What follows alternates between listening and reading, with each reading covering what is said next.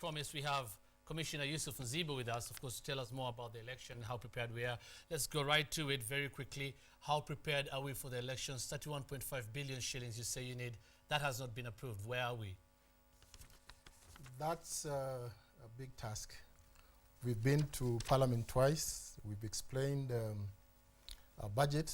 It's expensive because we've now moved, because of the Constitution, to a new system where a Kenyan would be expected in the country to vote 6 times in one day. The elections will be held in one day on the 4th of March next year. We have to invest very heavily in new technology, especially on the issue of electronic voter registration. That is expensive. We tried an experiment of 18 constituencies under IEBC. We're now going to go to 290. So initially we have to invest very heavily.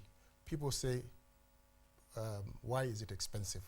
But it's because we are now moving to a new system, including transmission of results. It was actually 41.5. You came down to 35.5. Now you're at 31.5. Yes. Are you going to, do you think the IEBC can go lower than that again if the MPs? It's very difficult to go lower than that.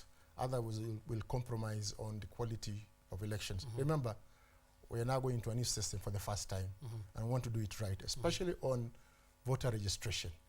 One thing you've cut out when you're talking about the last figure, 31.5, is the runoff. Of course, you need it by 30 days in case we go for a runoff to be ready for a runoff. That means new ballot boxes, new ballot papers. Isn't that a risk? Could you just have stood your ground and ensure that the budget for the runoff is still there as well? We've been assured by Treasury that it will come under contingent funds, and therefore they will provide for that money. However, you know, things need to be bought very early in advance, including ballot boxes. That's why we were providing for adequate ballot boxes, because once you voted, because of petitions and all that, you cannot reuse those ballot boxes. Unfortunately, ballot boxes are expensive. One costs about 4,000, the transparent one, 4,000 shillings. So how did you come as IEBC to agreeing on that? Did you just have stood your ground? Is it a bit risky? We did stand our ground. But I think the bone of contention between us and Treasury is really the number of polling stations. Treasury talks about 28,000. We're talking about 45.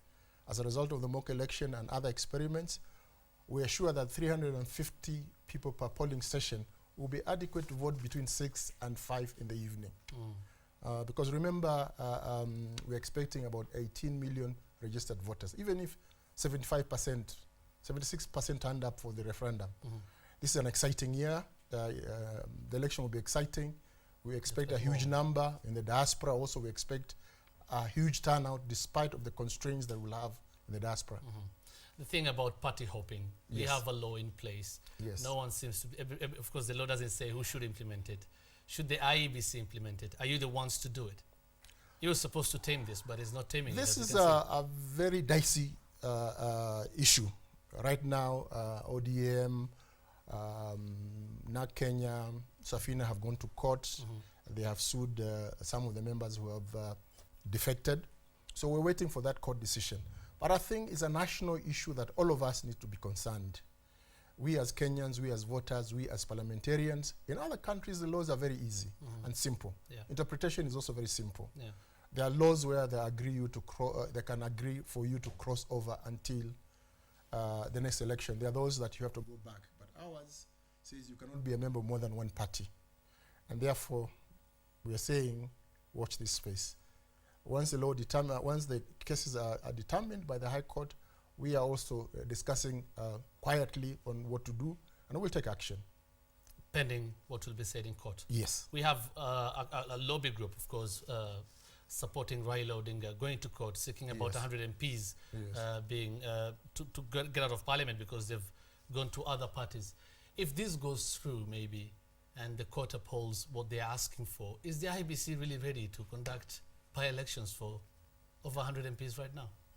Or just about 100 MPs? We will be ready, but it will mean using the voter registration, the voter roll that we used during the referendum. Because right now we are preparing fresh voter registration. Remember, the one we used, there were 18 constituencies, old constituencies. We'll have to use the old constituencies that used biometric. The rest used manual. And we were able to capture over 12.4 million registered voters. So it would be unfortunate but we'll have to use that register. That definitely will need more funds again for that. Of course, it will need more funds, but remember, if anything happens, if this coalition collapses today, we have 90 days to hold the elections. So we must always be prepared. As the IEBC. Yes. One of the final things I want to ask is about when you gazetted the new constituencies and boundaries. We have a lot of petitions in court on that. Do you think it's going to slow your preparedness for the elections?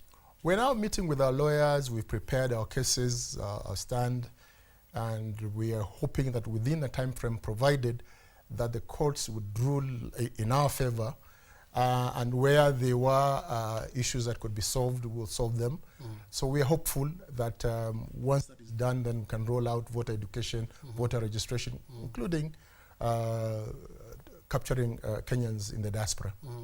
Kenyans in the diaspora, you're talking about 47 embassies, probably And worldwide. consulates, yes. What does that mean when we have a country that is so big and the embassy maybe is very far from others? Don't they feel like you're discriminating against them if they don't have the funds to go up to that embassy and vote and cast their vote? How are you going to tackle such issues? You know, the Constitution talks about progressively realizing your rights to be registered and progressively realizing their right to vote. So we are saying we have to start from somewhere. We don't have the funds, we don't have the time to enter into bilateral agreements to be able to hold elections outside the embassies and consulates. So we want to give Kenyans an opportunity, and that's why we are saying, working with Foreign Affairs, we will use the embassies and consulates. We may be able to extend voter registration, have mobile registration, but they will have to come. Because the law says you have to come and register and also come and vote. Finally, in March, you had mock elections in Malindi and Kajiado. You're talking about 6-ballot system and 3-ballot system.